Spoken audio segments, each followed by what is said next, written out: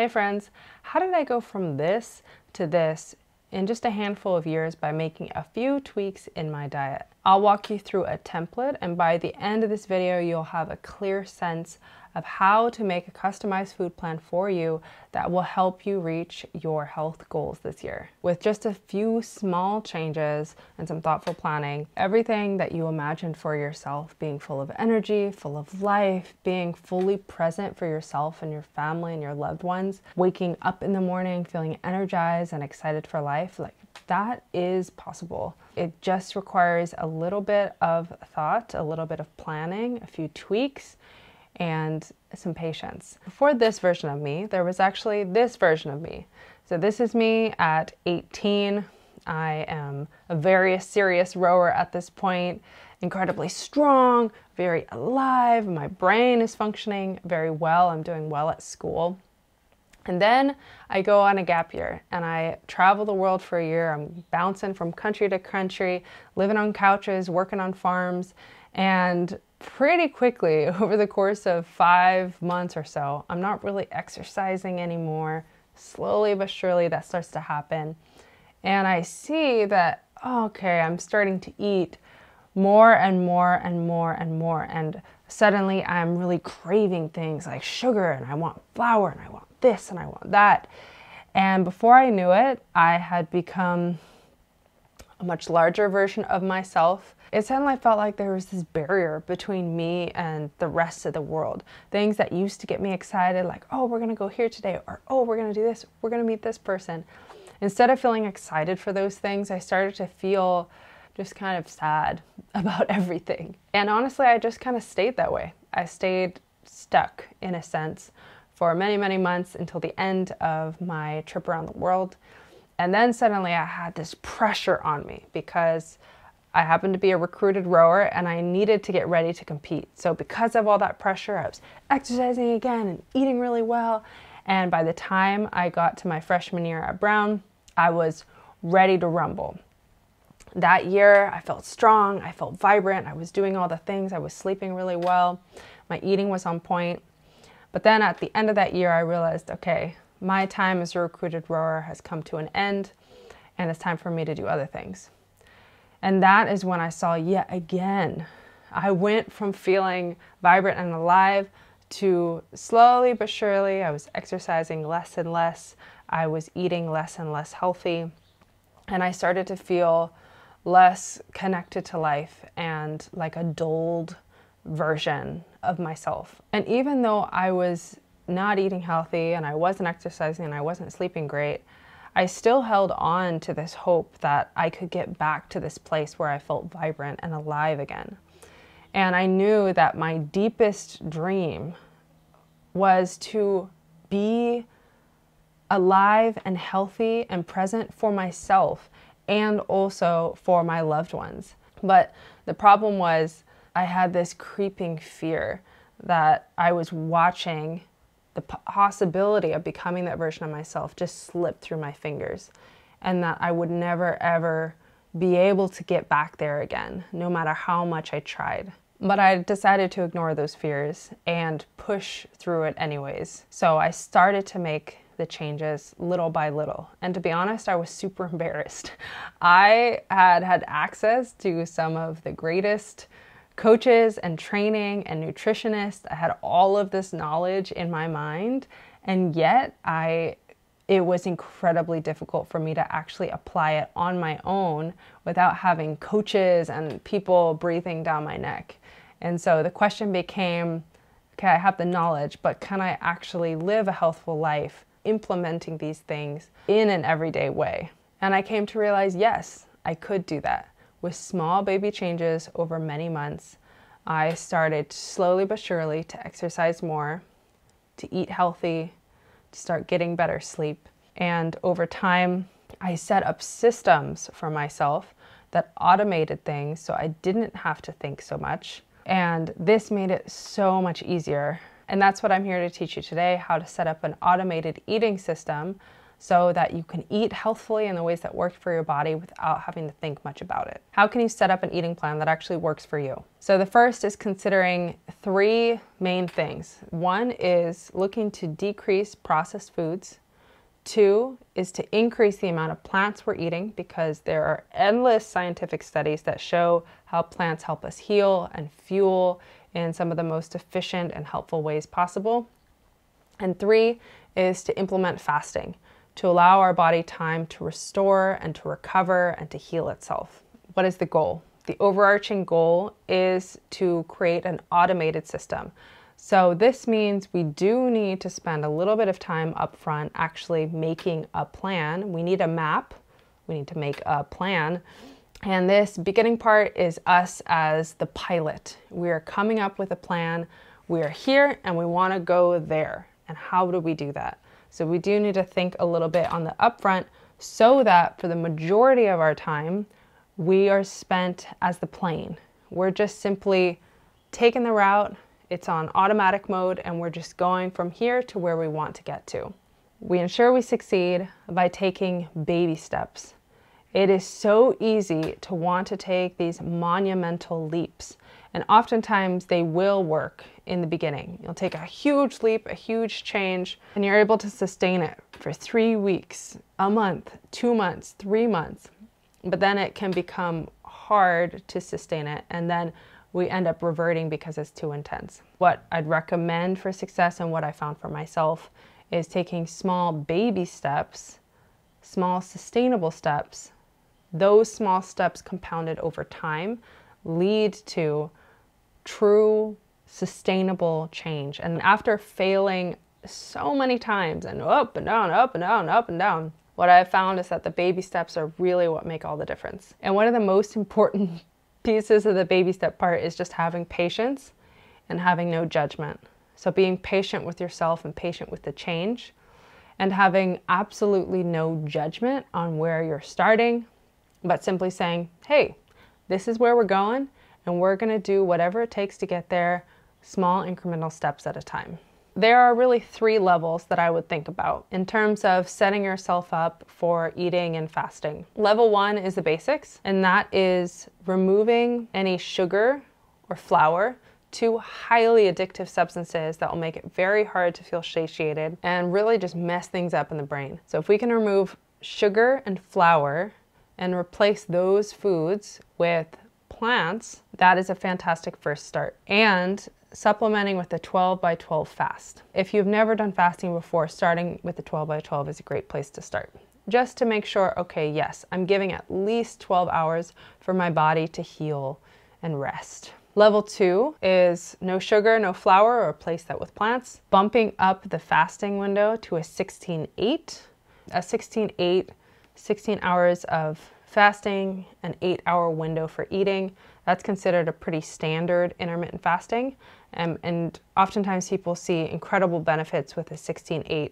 Weight loss, improved cognition, improved functioning of their body overall. It's a pretty simple fast, but it's quite powerful. And also getting in the practice of weighing and measuring food. Weighing and measuring food doesn't need to be something that is done for an entire lifetime. There are certain cases where it does make sense, but at least in the beginning, weighing and measuring our food to ensure that we have a good sense that we're actually eating the right amount for our body, and we're tracking and we have a sense of how much we're eating. And then level 3 is no processed foods at all, replacing those processed foods with plants. A majority of diet is plants, doing at least a 16-8 fast, and setting regular eating times that we stick to, and having at least 3 hours to digest before bed. These last 2 are to regulate the circadian rhythm.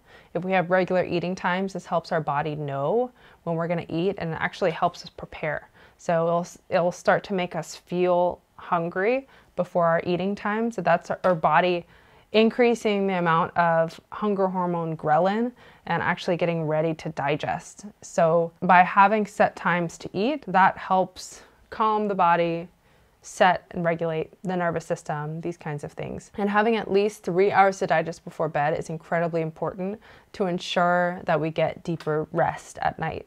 If we eat and then go right to bed, it tends to lead to less restorative sleep. And sleep is so critical. So the minimum is ending your dinner 3 hours before going to bed. So how can we create a food plan that works for us? First thing is to decide when you'll start and stop fasting.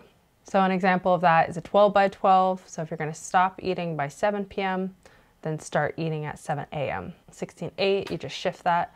But deciding the fasting window is important because that will determine when everything else happens. Next is eating. And the 3 main questions for eating is, what are we going to eat? Are we getting the calories and nutrients that our body needs? And where are we going to get the food from? So for what are you eating? This is ultimately up to you, but the 3 recommendations I have is blueprint recipes. These are great because they're whole foods, plant-based. There are a lot of superfoods, etc.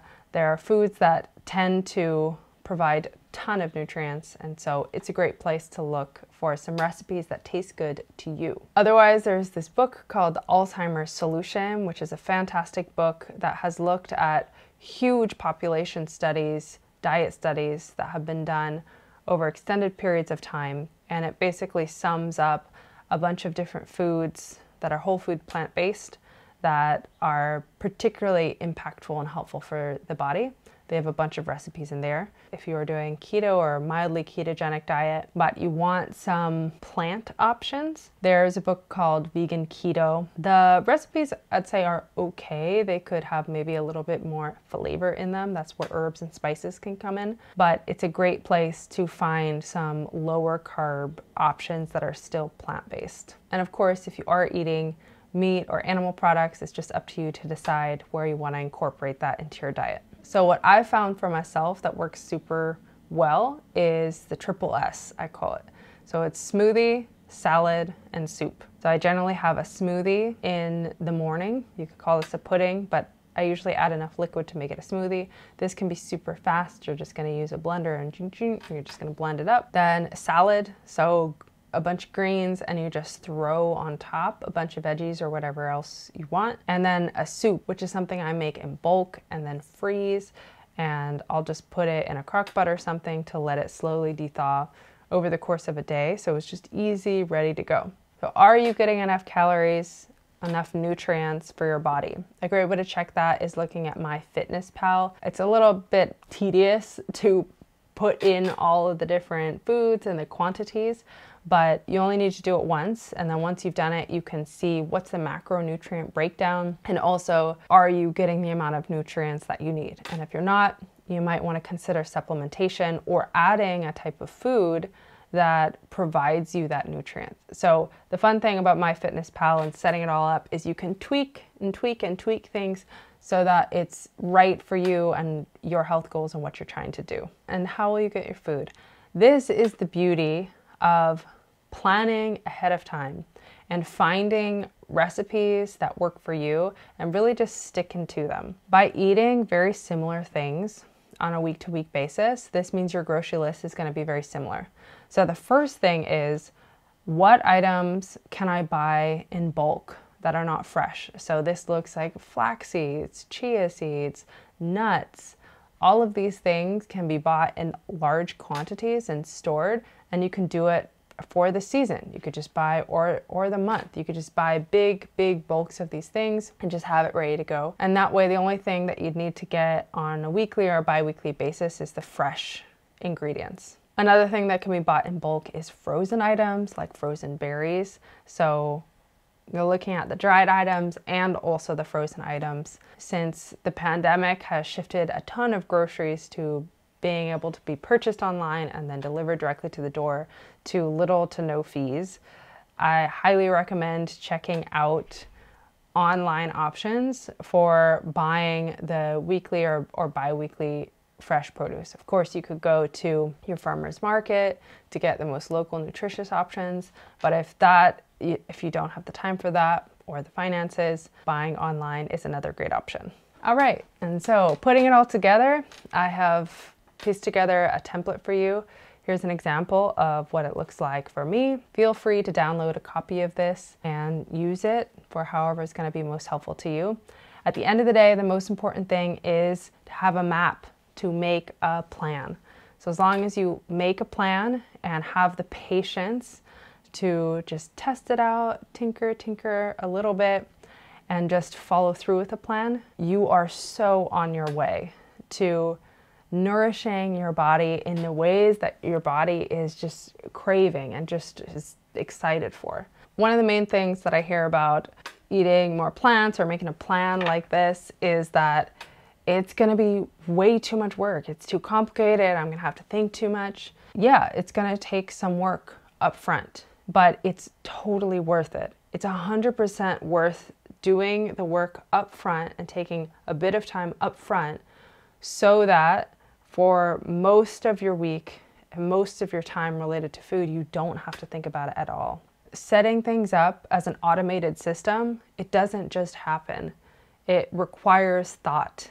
And once you set up that automated system, it will save you time and it will save you money. Which brings to the second thing, which is, it's just too expensive. And to that I say, if you're buying things in bulk and you are eating similar things, you're not eating as much takeout, you're not going out to restaurants as much, like you are having more home cooked meals, this saves an immense amount of money because when you buy in bulk, it reduces the total cost. So overall, I think you'll find that it actually is less expensive to buy this kind of food and to be making more food. And a big one is, I won't like it. It's gonna taste horrible. I'm not gonna be into it.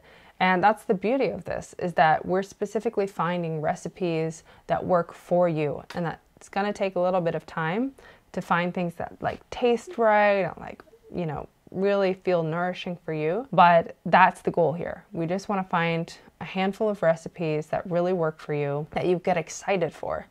And then we stick with those recipes and we trade them out when we need to. But the goal isn't to have you suffering through and eating things that you really don't like. There's honestly no need for that. Especially with plants, there's so many delicious things, and it's just a matter of finding the right one that works for you. Now with all this, diet is a fantastic first step to feeling free of disease, free of migraines and headaches, free of pain. The second most critical step is sleep.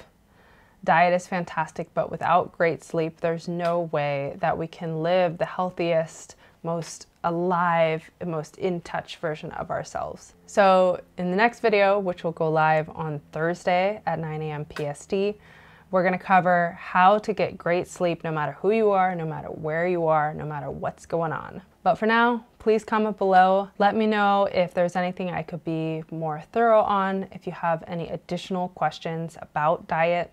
And of course, if you have any questions about sleep for the upcoming video, please post those in the comment section below as well. I'm here as a resource to answer and work through all of this with you as much as possible. And if you haven't already, please check out the Join Us on the Journey link below. In that newsletter is where we go through all the details and we really walk through step by step how we are implementing the Blueprint protocol and how we're implementing diet, sleep, and exercise in our everyday lives. All right, sending so much love, and I'll see you on Thursday. Bye.